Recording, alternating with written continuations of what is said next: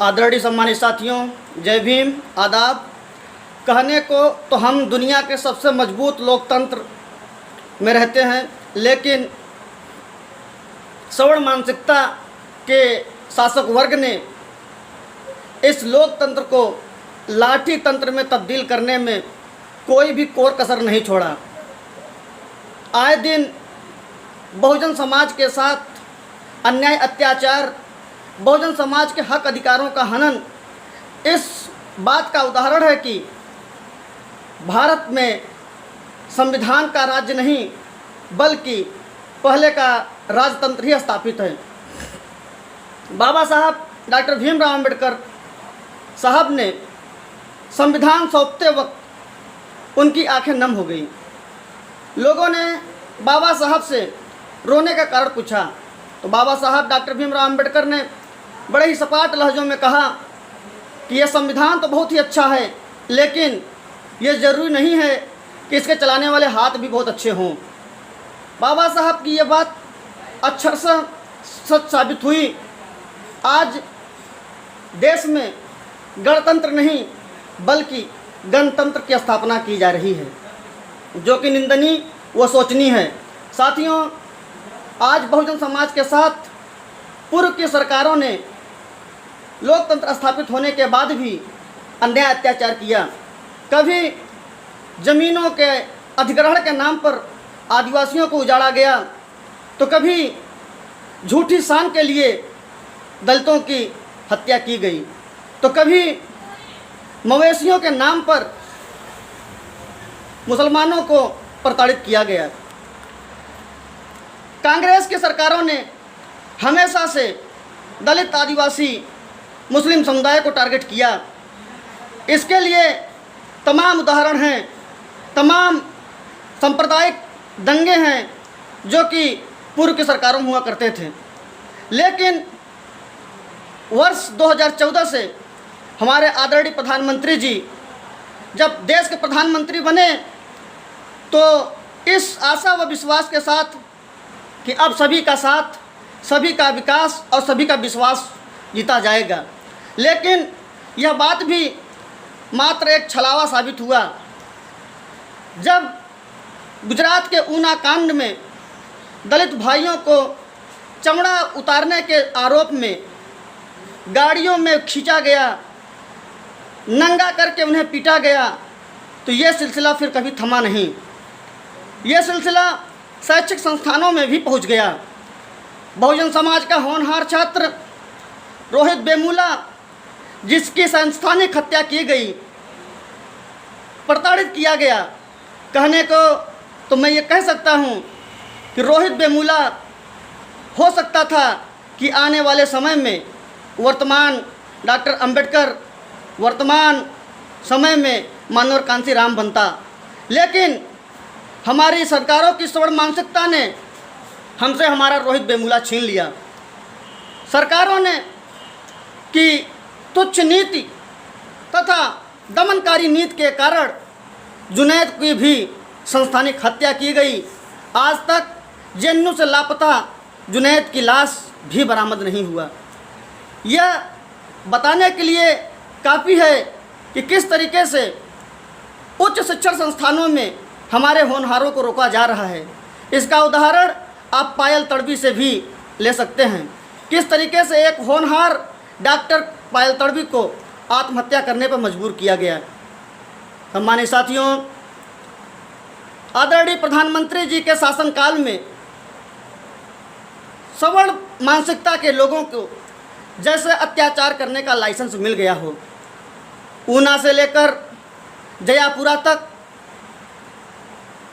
सहारनपुर के सब्बीरपुर से लेकर नागौर तक, बिहार से लेकर मध्य प्रदेश के भिंड, मुरैना, ग्वालियर तक तमाम दलित उत्पीड़न किए गए। यहाँ तक कि दलितों के मूछें रखने पर उनकी हत्या हुई, दलितों को पगड़ी बांधने पर उनके सर की चमड़ियाँ उधेड़ दी गई। दलित समुदाय को घोड़ी पे बारात निकालने के कारण जान से भी हाथ धोना पड़ा। ये कब तक? ये सवर्ण मानसिकता दलितों और मुसलमानों को शुरू से दुसाध व मलेच्छ कहता चला आ रहा है।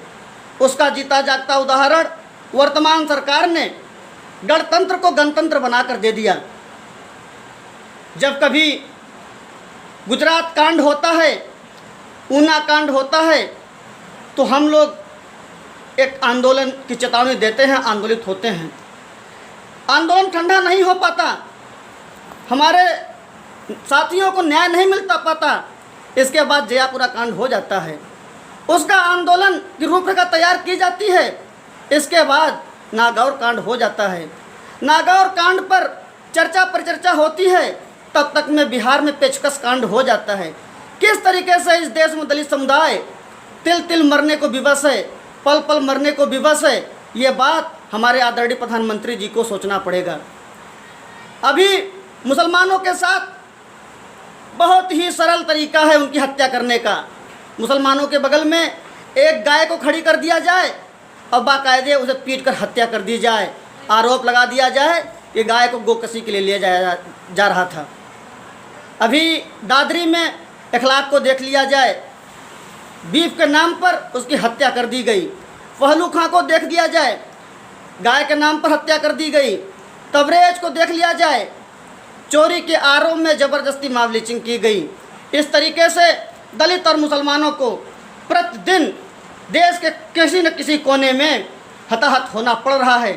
यह सरकार की नाकामी को दर्शाता है तथा सरकार के जो छवि रही है, भारत की जो छवि विदेशों में रही है, उसे कहीं न कहीं खंडित कर रहा है। मैं आदरणीय प्रधानमंत्री जी से निवेदन करूंगा कि इस तरह के घृणा अपराधों पर सख्त कानून व सजा का प्रावधान करें, अन्यथा यह देश जो कि गणतंत्र की ओर अग्रसर है, लाठी तंत्र की ओर अग्रसर है, यह एक अराजकता का अड्डा बन जाएगा। सम्मानित साथियों, आज किस तरीके से बहुजन समाज का दलित आदिवासी पिछड़ा समाज, धार्मिक अल्पसंख्यक समाज पर अन्याय अत्याचार किया जा रहा है, यह एक निंदनीय विषय है। और इस पर हमारे जो समुदाय के लोग बड़ी पंचायत में, पार्लियामेंट में बैठे हुए हैं, विधायक बनकर बैठे हुए हैं, वो भी कोई संज्ञान नहीं लेते, तो क्यों न हमें उनसे भी प्रश्न करना चाहिए। हमें एकजुट होकर के आंदोलन की रूपरेखा तैयार करना चाहिए। हम लोग वर्ष 2013 में भीमसेना बनाए। भीमसेना का उद्देश्य राजनीति करना नहीं है, भीमसेना का उद्देश्य बहुजन समाज को शासक बनाया जाए। क्योंकि मानवर मसीहा कांसी राम साहब कहते थे कि रोज़ तुम्हारे ऊपर जुल्म होता है, तुम्हारे साथ अन्याय होता है, तुम्हारा ही बलात्कार होता है, तुम्हारे साथ तमाम तरह की आपत्तिजनक घटनाएं घटती हैं, ये हमेशा घटती रहेंगी। अगर ये चाहते हो कि बहुजन समाज खुशहाल जीवन जिए, बहुजन समाज के साथ अन्याय अत्याचार न हो, तो तुम्हें शासक बनना पड़ेगा। लेकिन आज बहुजनों की अति महत्वाकांक्षा ने हमें तमाम गुटों में बंटने के लिए मजबूर कर दिया।